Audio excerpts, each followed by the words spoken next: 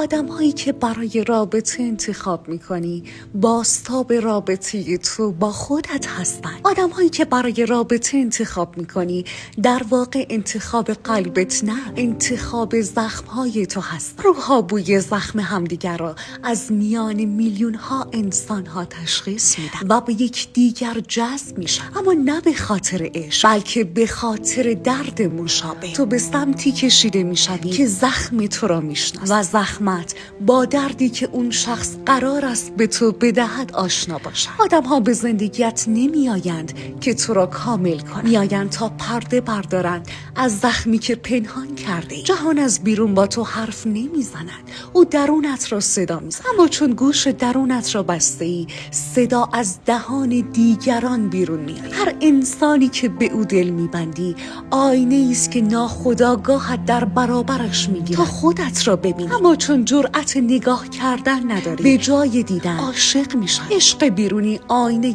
عشق درونی است. هر بار که عاشق میشوی روح در آینه تازه به خودش نگاه میکنه. کسی که به تو بی محبتی میکند سایه بخشی از توست که هنوز خودش رو دوست نداره. کسی که بی ثبات است بازتاب روح ناآرام توست. کسی که به تو ارزش نمیدهد بازتاب بخشی از توست که قدر خودش را نمیداند. کسی که به تو ضربه میزند بازتاب بخشی از توست که از خودش مراقبت نمیکند. انسان در دیگری خودش را جستجو میکند. رابطه یعنی آگاهی از خود در حضور دیگری. عشق نگاهی است که انسان از طریق دیگری به خودش میاندازد. تو هیچگاه در دیگری عاشق او نمیشی، تو در او عاشق خودت میشی. ما به افرادی علاقه‌مند میشویم که ناتماممان را به یادمان بیاورد. دیگری آن نیست که میخواهی، آن است که هست. دیگری سایه توست. هرچه در او انکار میکنی در خودت سرکوب کردی. هرچه در او میپرستی